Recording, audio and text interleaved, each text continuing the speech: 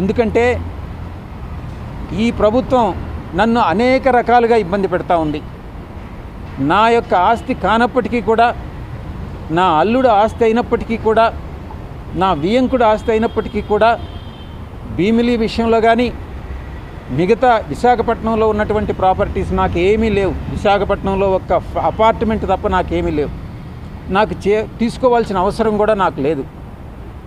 ఎందుకనంటే నాకున్నటువంటి ఒకే డాటర్ని నేను అరవిందోకి ఇచ్చాను. వాళ్ళకి లక్షల కోట్లు వేల కోట్ల రూపాయలు ఉన్నాయి కాబట్టి అవసరం లేదు. నాకుండేటటువంటి కోరికంతా నేను రాజకీయాల్లోకి తిరిగి రంగప్రవేశం చేయాలి, తిరిగి ప్రజాసేవలో నేను పాల్గొనాలి.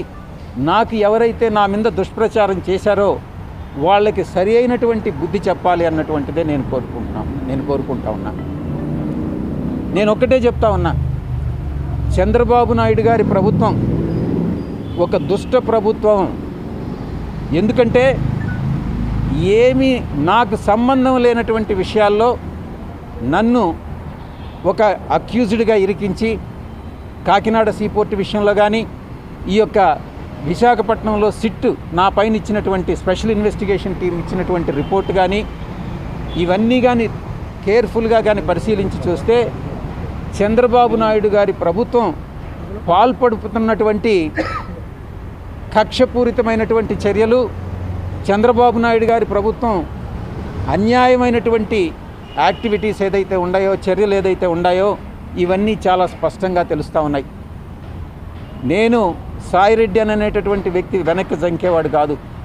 ఏది ఏమైనా కూడా పర్వాలేదు. నేను ఒక్కటే చెప్తా ఉన్నా, అధికారం అనేటటువంటిది శాశ్వతం కాదు.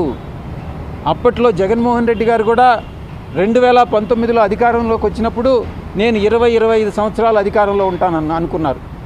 ఇప్పుడు చంద్రబాబు నాయుడు, లోకేష్ బాబు కూడా ఈరోజు మేము అధికారంలో 20 సంవత్సరాలు ఉంటాం అనుకుంటా ఉన్నారు. కానీ అధికారం అనేటటువంటిది ఎవరిని అట్టిపెట్టుకొని ఉండదు. ప్రజాభిమానం చూరగొన్నటువంటి వాళ్ళే అధికారంలో ఉంటారు. నేను ఇంకా కూడా చెప్తా ఉన్నాను, ఈ కోటరీ ఇలాగే కొనసాగితే జగన్మోహన్ రెడ్డి గారు అధికారంలోకి వచ్చే ప్రసక్తి లేదు. ఈ యొక్క కూటమి అలాగే కొనసాగితే జగన్మోహన్ రెడ్డి అధికారంలోకి వచ్చేటటువంటి ప్రసక్తి లేదు. ఒక రాజకీయమైనటువంటి ఒక స్ట్రాటజీ ఉండాలి. ఆ స్ట్రాటజీ ఏందనంటే కూటమిని విడగొట్టగలిగినప్పుడే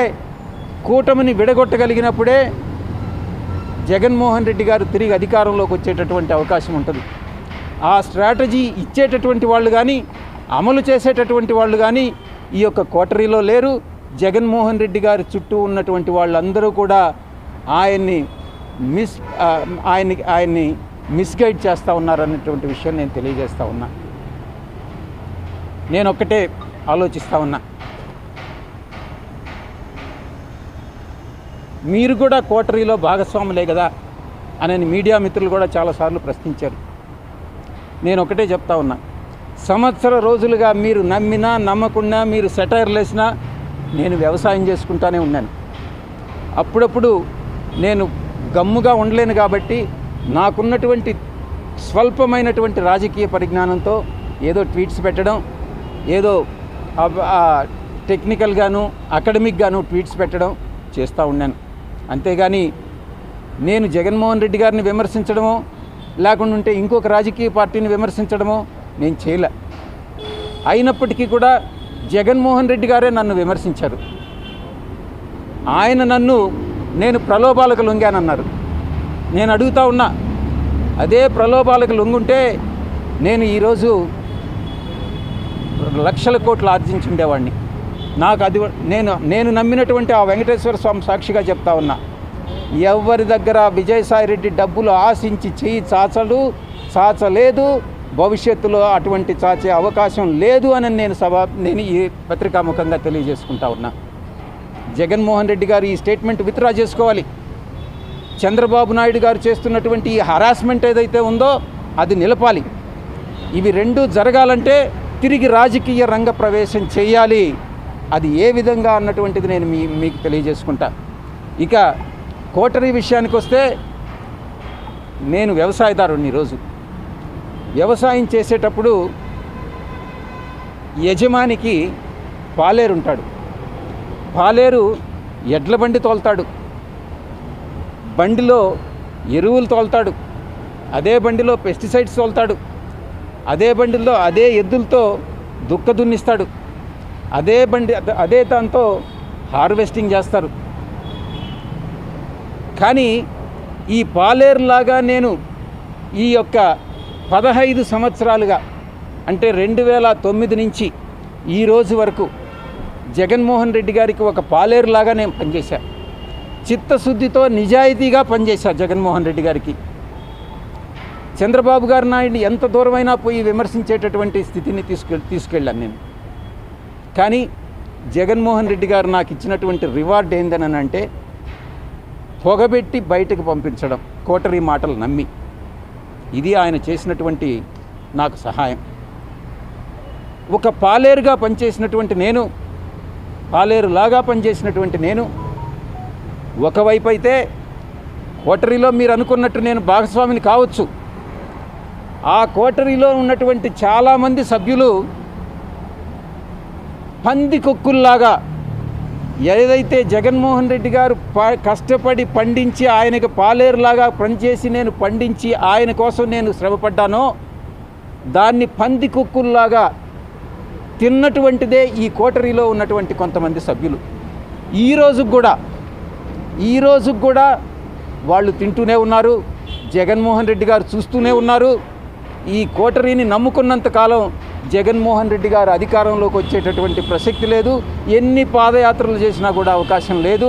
ఆయనకి ఒక రాజకీయ ప్రణాళికాబద్ధంగా ముందుకెళ్తేనే ఆయన తిరిగి అధికారంలోకి వచ్చేటటువంటి అవకాశం ఉంటుంది.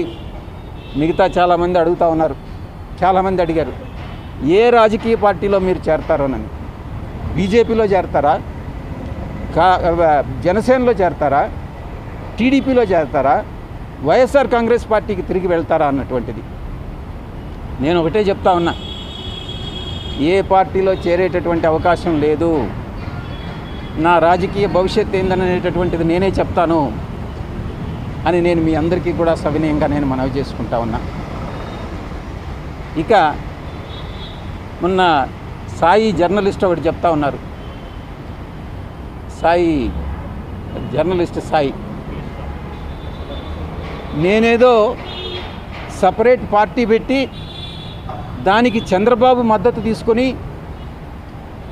నాయుడు గారి దగ్గర నుంచి నేను ఆర్థిక సహాయం పొంది ఆయనలో ఒక భాగస్వామిని అయిపోతాను అని నేను ఒక ఆరోపణ చేశాడు. ఆయనకి ఎవరు చెప్పారో నాకైతే తెలీదు. ఈ జర్నలిస్ట్ సాయి స్వీయ పరిజ్ఞానాన్ని ఉపయోగించి ఈ జర్నలిస్ట్ సాయి అనేటటువంటి వ్యక్తి వైఎస్ఆర్సీపీ పేటిఎం బ్యాచ్ ఎవరికైతే మంత్లీ పే చేస్తున్నారో యూట్యూబ్ ఛానల్స్కి దాంట్లో ఒక వ్యక్తి ఈ జర్నలిస్ట్ సాయి. నేను ఒక్కటే విజ్ఞప్తి చేస్తూ ఉన్నా జర్నలిస్ట్ మిత్రులందరికీ, మీరు అనవసరంగా ఇన్ఫరెన్సెస్ డ్రా చేసుకోవద్దు. ఏదైనా ఉంటే నన్ను అడిగితే నేను నేరుగా చెప్తాను. చాలామంది మీడియా మిత్రులందరికీ నా ఫోన్ నెంబర్ వాళ్ళ దగ్గర ఉంది, నేను తప్పకుండా చెప్తాను అన్నటువంటి విషయాన్ని నేను మీ అందరికీ కూడా నేను తెలియజేసుకుంటా ఉన్నా. లాస్ట్గా ఇంకొక క్వశ్చన్ కూడా అడగడం జరిగింది. మీరు 100 కోట్ల రూపాయలు రాజ్ కసిరెడ్డికి మిథున్ రెడ్డి సలహా మేరకు అరబిందో నుంచి మీరు అరేంజ్ చేశారా అని. అవును,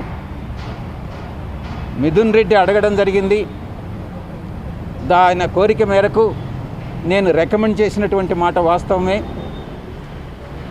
కానీ ఇంకొక ప్రశ్న కూడా, ఇది జగన్మోహన్ రెడ్డి గారికి తెలిసి జరిగిందా, జగన్మోహన్ రెడ్డి గారు మీకు చెప్పారా 100 కోట్లు అరేంజ్ చేయమని నేను ప్రశ్నించినప్పుడు జగన్మోహన్ రెడ్డి గారు నాకు చెప్పలేదు, శరత్ చంద్రారెడ్డికి చెప్పలేదు 100 కోట్లు అరేంజ్ చేయమనని. మిథున్ రెడ్డి, కసిరెడ్డి రాజశేఖర్ రెడ్డి, సజ్జల శ్రీధర్ రెడ్డి కోరిక మేరకే నేను అరేంజ్ చేయడం జరిగింది అన్నటువంటి విషయాన్ని చాలా స్పష్టంగా చెప్పడం జరిగింది. నేను ఒకటే అరబిందో నుంచి వాళ్ళు ఏయో కంపెనీలకి చెక్కులు తీసుకున్నారు. ఏ కంపెనీలకి చెక్కులు తీసుకున్నారనేటటువంటి విషయం కూడా నాకు తెలియదని స్పష్టంగా చెప్పాను. ఎంత రేట్ ఆఫ్ ఇంట్రెస్ట్ అనేది కూడా నాకు తెలియదు. ఆ తర్వాత రీపేమెంట్ ఎలా జరిగిందనేటటువంటి విషయం కూడా నాకు తెలియదు అని చాలా స్పష్టంగా చెప్పడం జరిగింది. జగన్మోహన్ రెడ్డి గారికి నాకు తెలిసి ఈ లిక్కర్ స్కామ్తో కానీ అటువంటిది ఏదైనా జరిగి ఉంటే, లిక్కర్ స్కామ్ జరిగిందనేటువంటి విషయం నేను చెప్పలేను, అది రాజ్ కసిరెడ్డి ఒక్కడే చెప్పగలడు. అటువంటిది ఏదైనా జరిగి ఉంటే తప్పకుండా అది జగన్మోహన్ రెడ్డికి తెలిసి జరగదు అన్నటువంటి విషయాన్ని చాలా స్పష్టంగా చెప్పడం జరిగింది. మళ్ళీ తిరిగి ఐ థింక్ పిలుస్తారు అనుకుంటాను. రేపు మిథున్ రెడ్డిని కూడా పిలుస్తున్నారు. ఆ తర్వాత ఇంకెవరిని అందరూ డిస్టిలరీ ఓనర్స్ని అందరినీ కూడా పిలుస్తూ ఉన్నారు. సో ఛార్జ్ షీట్ కూడా ఫైల్ చేయడం జరుగుతుంది. చూద్దాం ఏం జరుగుతుందన్నటువంటిది. ఈ యొక్క కోటరీలో ఉన్నటువంటి పందికొక్కులు ఎవరైతే పార్టీ మీద పడి జగన్మోహన్ రెడ్డి గారి మీద పడి తింటూ ఉన్నారో, ఆయన్ని మిస్గైడ్ చేస్తూ ఉన్నారో, సోషల్ మీడియాలో ఏం జరుగుతుంది, ఏం పోస్టులు పెడుతున్నారు అన్నటువంటిది ఆయనకు తెలియదు.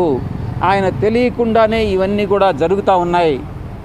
అది ఆయన నివారించినంత వరకు పార్టీ అన్నటువంటిది ప్రజల్లోకి చొచ్చుకునే వెళ్ళేటటువంటి అవకాశం లేదు అన్నటువంటిది నేను స్పష్టంగా చెప్తా ఉన్నా.